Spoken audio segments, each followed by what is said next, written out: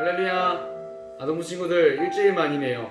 자, 오늘도 이곳의 주인이시고 우리 만드시고 구원하신 우리 하나님을 찬양하며 나가겠습니다. 우리 하나님 찬양할 때 우리 최대한 단정한 모습과 우리의 온 마음과 내 모든 생각을 다 들여서 우리 주님을 예배했으면 좋겠습니다. 이 시간 기쁘게 박수하면서 찬양하겠습니다.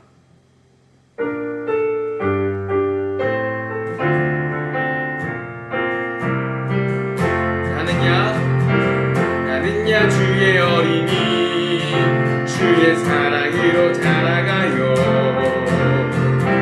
나는야 주의 어린이 주의 말씀 아래 자라가요. 예수님처럼 기도하고 예수님처럼 섬기며 믿음으로 자라가요. 나는야 주의 어린이 나는야 주의 어린이 주의 사랑으로 자라가요. 나는야 주의 어린이 주의 말씀 아래 자라가요. 예수님처럼 기도하고 예수님처럼 섬기며 믿음으로 자라가요. 우리 다시 한번 찬양합시다. 나는야 주의 어린이 주의 사랑으로 자라가요. 나는야 주의 어린이 주의 말씀 아래 자라가요. 예수님처럼 기도하고 예수님처럼 섬기며 믿음으로 자라가요. 나는야 주의 예수님처럼 기도하고 예수님처럼 섬기며 믿음으로 자라가요. 나는야 주의 예수님은 나의 왕 예수님은 나의 왕 살아계신 하나님 나는 내 마음에 오세요. 어서 오세요. 예수님 살아계신 예수 오세요. 여기 내 마음에 항상 계세요. 예수님은 나의 왕 예수님은 나의 왕 살아계신 하나님 나는 내 마음에 오세요. 어서 오세요. 예수님 살아계신 예수 오세요. 여기 내 마음에 항상 어서 오세요. 예수님 살아계신 예수 오세요. 여기 내 마음에 항상 계세요. 하나님 우리 하나님께 영광 말씀 드립시다.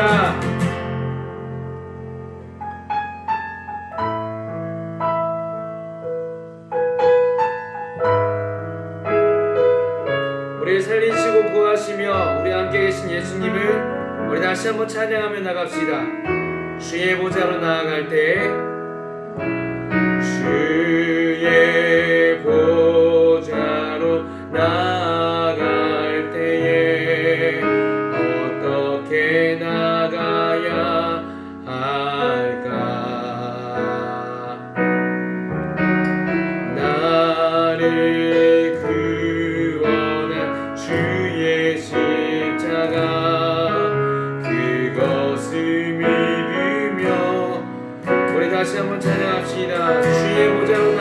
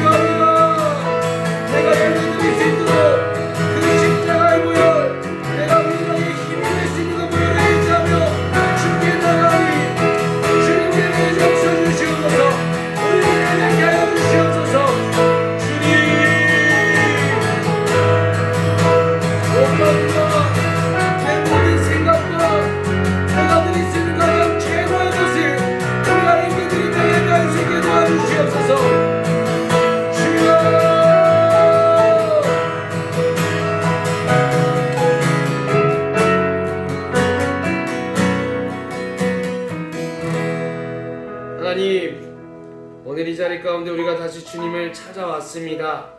비록 집에만 있고 또 내 마음대로 하면서 살았을지라도 우리가 살기 위해서 십자가를 붙잡아야 된다는 그 사실을 기억해서 우리 이 주일 시간에 주님의 앞에 나와 앉았습니다. 하나님, 우리가 우리를 살리신 그 십자가 보혈을 의지하여 나갑니다. 주님, 내가 잊어버렸던 나에 대한 것들, 잊어버렸던 내 주님께서 어떤 분이신지를 오늘 이 시간 다시 한번 깨달으며 나갈 수 있게 도와주시옵소서. 오늘 우리와 함께 하시고 우리 예배 인도하실 주님을 믿사오며 예수님의 이름으로 기도합니다. 아멘. 오늘 함께 볼 하나님의 말씀은 마태복음 18장 21절에서 35절 말씀입니다. 전사님이 읽겠습니다. 그때 베드로가 나와 이르되 주여, 형제가 내게 죄를 범하면 몇 번이나 용서하여 주리이까? 7번까지 하오리이까? 예수께서 이르시되 내게 이르노니 7번뿐 아니라 7번을 70번까지라도 할지니라. 그러므로 천국은 그 종들과 결산하려 하던 어떤 임금과 같으니 결산할 때에 10,000달란트 빚진 자 하나를 데려오매 갚을 것이 없는지라. 주인이 명하여 그 몸과 아내와 자식들과 모든 소유를 다 팔아 갚게 하라 하니 그 종이 엎드려 절하며 이르되 내게 참으소서, 다 갚으리이다 하거늘 그 종이 주인이 불쌍히 여겨 놓아 보내며 그 빚을 탕감하여 주었더니 그 종이 나가서 자기에게 100데나리온 빚진 동료 한 사람을 만나 붙들어 목을 잡고 이르되 빚을 갚으라 하매 그 동료가 엎드려 간구하여 이르되 나에게 참아주소서, 갚으리이다 하되 허락하지 아니하고 이에 가서 그가 빚을 갚도록 옥에 가두거늘 그 동료들이 그것을 보고 몹시 딱하게 여겨 주인에게 가서 그 일을 다 알리니 이에 주인이 그를 불러다가 말하되 악한 종아, 내가 빌기에 내가 내 빚을 전부 탕감해 주었거늘 내가 너를 불쌍히 여김과 같이 너도 내 동료를 불쌍히 여김이 마땅하지 아니하냐고 주인이 노하여 그 빚을 다 갚도록 그를 옥졸들에게 넘기니라. 너희가 각각 마음으로부터 형제를 용서하지 아니하면 나의 하늘 아버지께서도 너에게 이와 같이 하시리라. 아멘. 전사님이 옛날에 어떤 한 이야기를 들은 게 있어요. 어떤 이야기였냐면 우리랑 다른 종교인 이슬람이라는 종교를 믿는 데가 있어요. 예를 들면 뭐 사우디아라비아 뭐 여러 가지 나라가 있죠. 어디죠? 이라크나 이런데요. 근데 거기 있던 그런 동네에 있던 한 여자가 이제 결혼할 때가 됐대요. 결혼할 때가 돼서 나랑 결혼할 사람이 누가 있을까 이리저리 찾다가 한 남자가 굉장히 눈에 띄더래요. 이 사람은 되게 잘생기기도 하고 남들한테 친절하기도 하고 돈도 많고 정말 모든 걸 갖춘 남자였대요. 그래서 우리 결혼합시다 하고 용감하게 가서 결혼을 하자고 해서 날을 잡고 결혼했어요. 자, 그럼 결혼을 한 다음에 어디 갈까요? 신혼여행을 가겠죠. 신혼여행을 가는데 그때 당시에는 낙타를 타고 갔대요. 이렇게 낙타를 타고 신혼여행을 가다가 갑자기 낙타가 몸을 부르르 떨면서 남편을 떨어뜨리더래요. 그래서 이 아내는 무서웠지. 남편이 다치진 않을까? 이 남편이 과연 낙타한테 뭐라고 할까? 낙타를 막 때릴까? 이렇게 고민하고 있는데 이 남편이 무릎을 툭툭 털고 낙타의 귓가에 가서 야, 내가 경고하는데 다시는 그러지 마. 그 얘기만 하고 낙타에 타더래요. 야, 역시 나는 정말 신랑을 잘 골랐구나.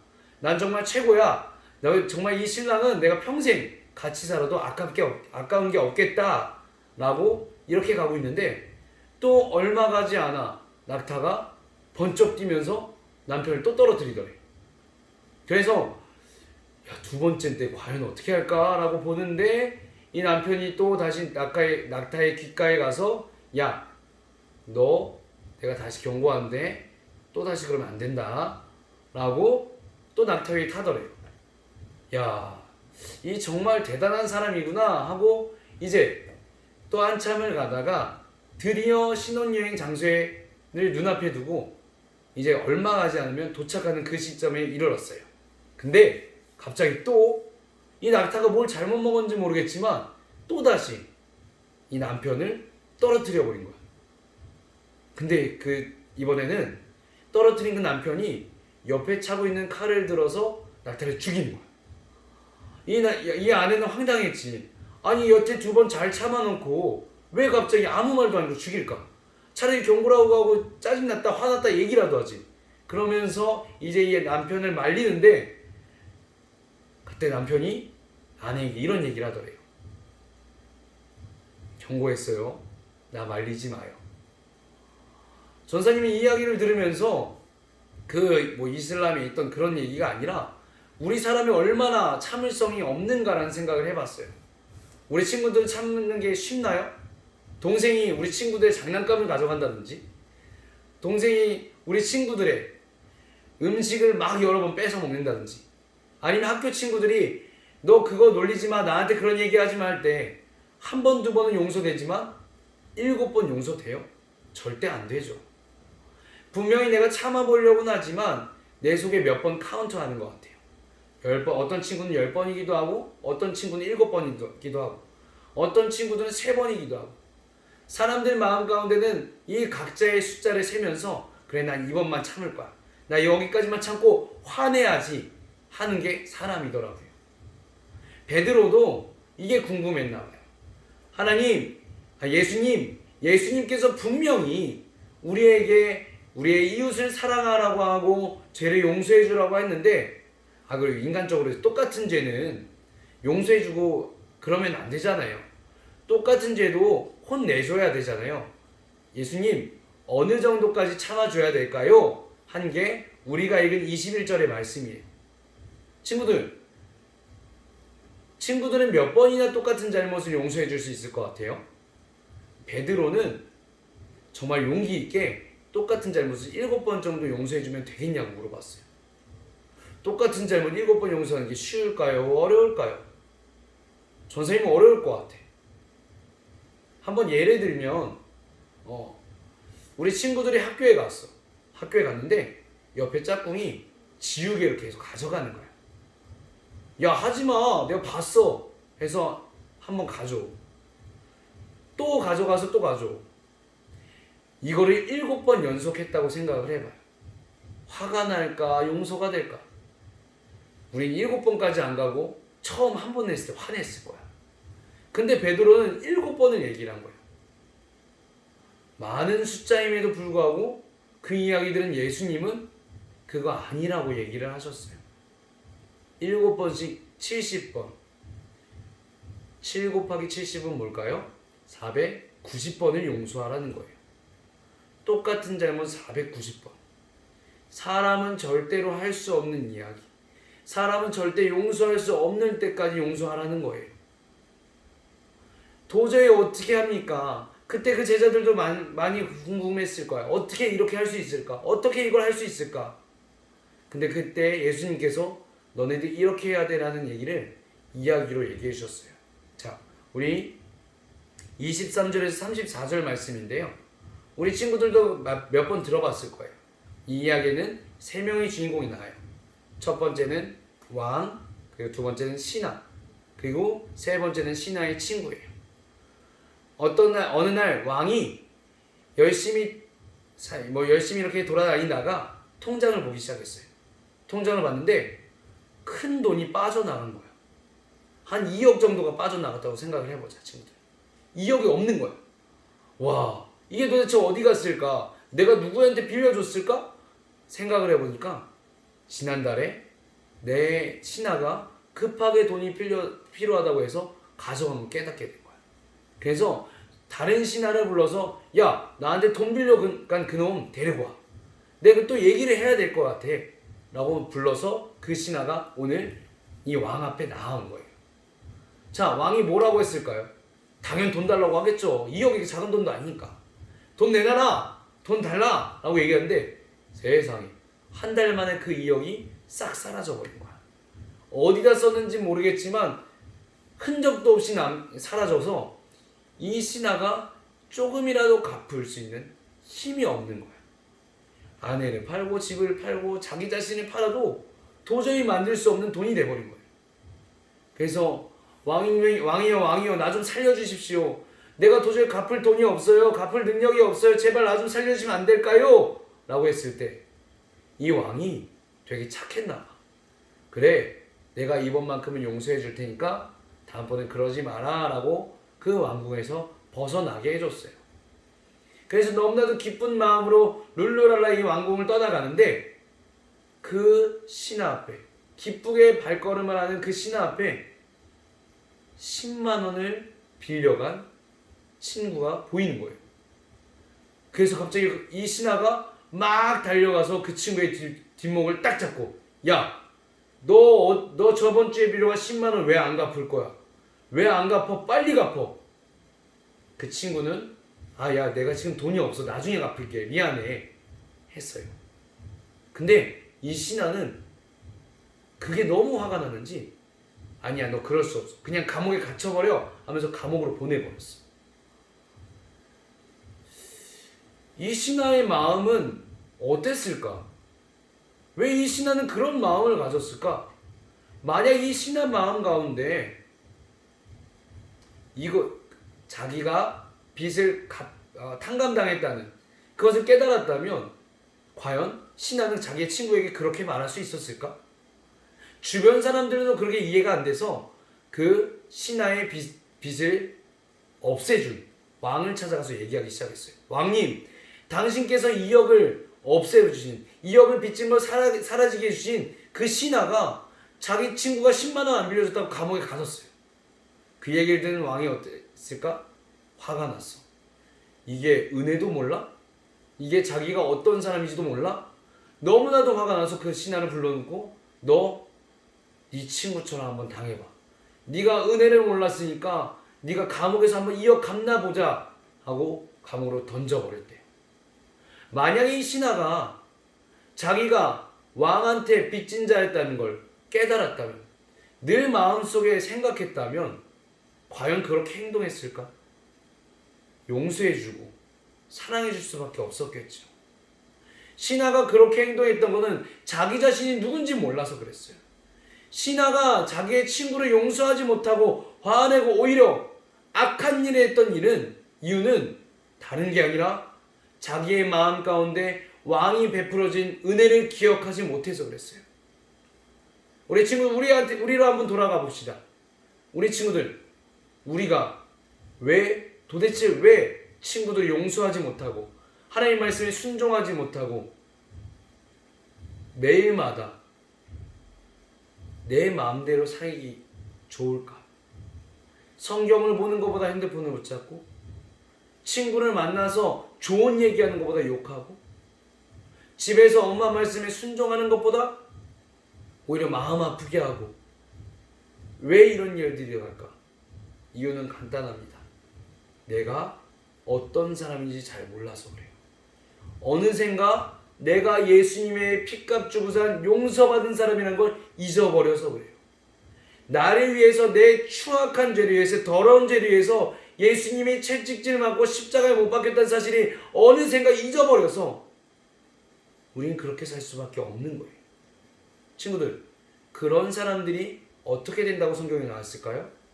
마지막으로 봤던 35절, 너희가 살았던 그대로 하나님의 말씀에 불순종하고 네 친구를 용서하지 못한 그대로 하나님께서 우리를 용서하지 않으시고 지옥에 던져버린다고 하셨어요. 용서 못한다는 거, 말씀에 순종하지 못한다는 거는 친구들 굉장히 무서운 일이에요. 선택의 중요성이 아니라 반드시 해야 된다는 거예요. 왜냐하면 나는 예수님께서 용서해 주신 사람이니까. 예수님이 나를 살리기 위해서, 내가 이 죄를 짓고 지옥 갈 수밖에 없는 우리를 살리시기에 십자가 지면서 용서하셨으니까 우리는 자연스럽게 용서하고 하나님 말씀에 순종할 수밖에 없는 거예요. 그렇다면 진짜 하나님의 자녀들은 어떻게 살까요? 정말 하나님의 자녀들, 내가 어떤 사람인지 깨달았던 사람은 어떻게 살아갈까요?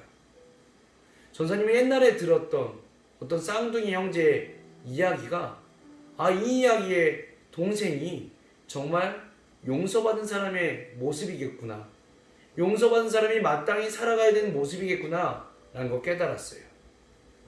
옛날에 어느 한 마을에 쌍둥이 형제가 살았대요. 이 형제는 어려서부터 부모님이 없어서 너무나도 어렵게 살았어요. 그래도 쌍둥이 형제 중에 형이 그래도 형이라고, 그래 내가 동생을 잘 돌봐야지 하면서 주변 사람들에게 열심히 우리 좀 도와달라고 얘기하고, 또 도움받기 위해서 착한 일, 또 열심히 일을 해서 동생을 키우기 시작했어요. 근데 이 동생은 자신들을 놀리는 그런 사람들이 싫었나 봐요. 자기를 맨날 고안하고 놀리고 너 이런 거 없지 놀리는 그 친구들이 너무 싫어서 형과는 다르게 자기 마음대로 행하기 시작했어요. 사람도 때리고 놀리는 사람도 자기가 오히려 괴롭히기도 하고. 그래서 온 동네에 야, 형은 저렇게 훌륭한데 동생은 왜 이렇게 망나냐?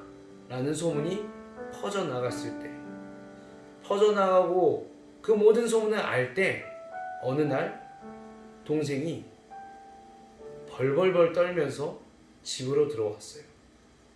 집에 있던 형이 동생의 모습을 보니까 너무나도 무서운 모습인 거야. 온몸이 피로 덕지덕지 붙어있고 손은 벌벌벌 떨고 있는 모습인 거야. 그래서 형이 너무나도 걱정돼서 동생에게 물어봤어요. 야, 동생아, 너 무슨 일이야? 너 왜 그래? 너 왜 이렇게 무서운 모습으로 왔어? 너 무슨 일이야? 괜찮아? 라고 물어보니까 동생이 벌벌 떨면서 이렇게 했어요. 형, 내가 그러려고 그런 건 아닌데 잠깐 화가 나서 화를 참지 못해서 사람을 죽였어. 근데 형, 우리나라는 사람 죽이면 사형이잖아. 나 어떡해? 나 이제 어떡해? 막 벌벌 떨면서 울면서 얘기하는 거야. 그 모습을 한참 보던 형은 뭔가 마음에 굳은 결심을 했는지 그 동생을 일으키면서 옷을 하나하나 벗기고 따뜻한 물이 있는 욕실로 동생을 보냈어요. 야, 동생아, 너 씻고 나와. 일단 씻고 내가 편지 하나 보낼 때까지 그냥 집에 가만히 있어. 편지 한 장 올 때까지 분명히 가만히 있는 거다. 알겠지? 하고 동생을 욕실에 넣어놓고 형은 피가 붙어있는, 피로 젖어있는 그 옷을 주섬주섬 들고 나갔어요. 동생은 너무나도 무서워서 벌벌 떨고 있는데 그렇게 하루, 이틀, 3일, 한 달, 3달 정도의 시간이 지났나? 그때 갑자기 편지가 오더래요. 편지가 왔는데 그 편지를 열어보니까 형이 보낸 편지더래요. 동생아, 내가 너를 위해서 이제 죽으려고 해. 너가 사람 죽였댔잖아. 그거 내가 한 거라고 얘기할 거야. 그러니까 동생아, 너는 이제 너의 이름이 아니라 내 이름으로 살아야 돼. 알겠지? 너는 나처럼 살아서 너가 사람 죽였다는 걸 아무도 모르게 해줘. 그 편지를 받은 시점은 이미 형이 동생을 위해 사형받은 이후였고, 이 동생은 그 편지를 받고 엉엉 울 수밖에 없었어. 왜냐면 나 때문에 억울한 형이 죽은 거니까. 나를 살리기 위해서, 나를 용서하기 위해서 형이 나 대신 죽었으니까. 내 친구들, 이 동생이 과연 옛날처럼 그렇게 막 사람들 괴롭히고 나쁘게 살았을까? 절대 그렇게 못 살지. 첫 번째는 내가 동생인 거 발각돼서 죽은 다음에 어떨까라는 걱정도 있었겠지만, 가장 큰 이유는 자기 위해서 죽은 형이 너무나도 불쌍해지지 않기 위해서. 날 살아계서 죽은 그 형이 불쌍해지지 않고 그 형이 죽는 그 순간에 저 하늘에서 그래, 내가 이 동생을 잘 살렸구나, 웃는 모습을 보고 싶어서라도 자기의 모습이 아니라 형처럼 똑같이 살 수밖에 없었을 거야. 친구들, 이 모습이 정말 내가 누군지 아는 그리스도인의 모습이에요. 예수님이 나를 용서하셨던 것처럼, 예수님께서 하나님의 말씀에 순종하셨던 것처럼, 우리는 그렇게 살 수밖에 없는 거예요. 우리 친구들 코로나 사태로 인해서 오랜 시간 집에 있었어요. 이제 어떤 학교는 다음 주에 개학을 하기도 하고요. 어떤 친구들은 조금이나마 더 집에 있기도 할 거예요. 근데요, 집에 있거나 학교에 있거나 우리 마음 가운데 남을 용서해 줄 수 있는 마음과 하나님 말씀에 순종하고 죄를 미워하는 마음, 죄를 짓지 않는 그 마음이 없으면 지금 이 예배를 드리는 우리는 가짜 기독교인이에요. 오직 내가 누군지 알고 그래서 하나님의 말씀에 순종할 수밖에 없는 순종의 길을 걸어가는 사람만이 하나님의 자녀고 그 자녀들을 성경에는 성도라고 이름합니다. 친구들, 오늘 이 시간 우리를 돌아봤으면 좋겠어요. 내가 용서할 수 없었던 이유는 뭘까? 내가 하나님의 말씀을 지키지 못한 이유는 뭘까? 내가 매일마다 죄를 지었던 건 뭘까? 어쩌면 내가 예수님을 믿지 못하고 또 내가 죽을 만한 죄인인 걸 까먹은 게 아닐까? 친구들, 그거를 먼저 깨닫는 사람만이 정말 우리가 하나님의 말씀에 순종할 수 있음을 믿었으면 좋겠습니다. 이 예배드리는 우리는 정말 우리가 누군지 알고 어떻게 살아야 되는지 깨달아서 매일마다 하나님의 말씀에 순종하는 사람들이 됐으면 좋겠어요.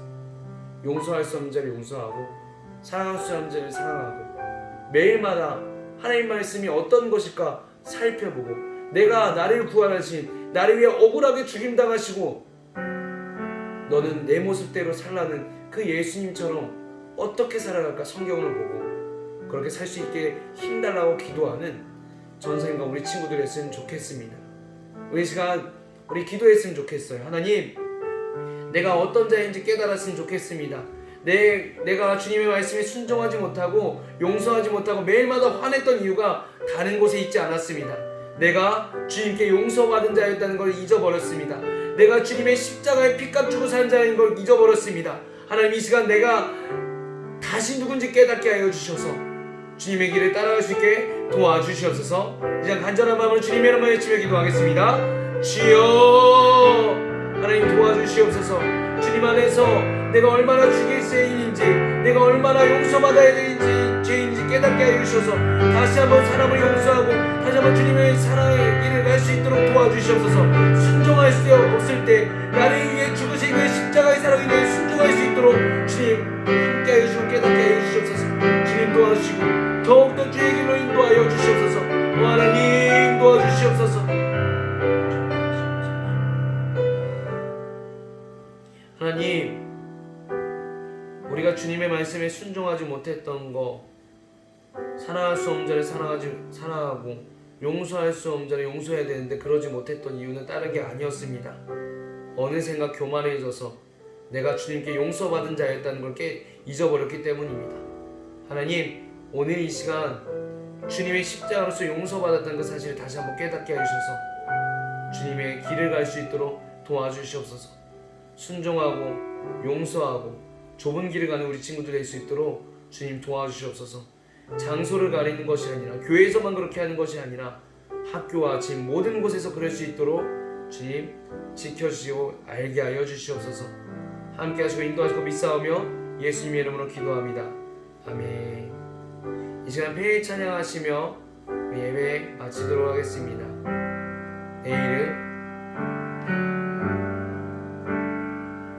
내일은 그 손바닥에 새기시고 나를 그 마음에 두셔서 날 품어주시고 늘 기억하시는 하나님,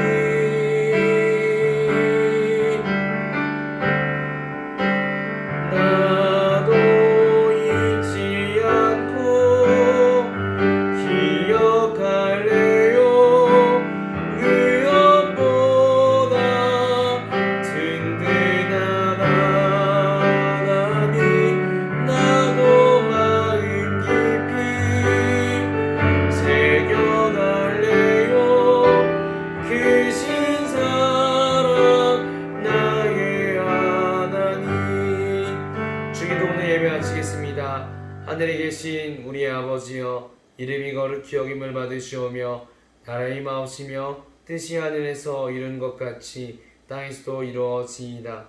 오늘날 우리에게 일용할 양식을 주옵시고 우리가 우리에게 죄 지은 자를 사하여 준 것 같이 우리의 죄를 사하여 주옵시고 우리를 시험에 들게 하지 마옵시며 다만 악에서 구하옵소서. 대개 나라와 권세와 영광이 아버지께 영원히 있사옵나이다. 아멘.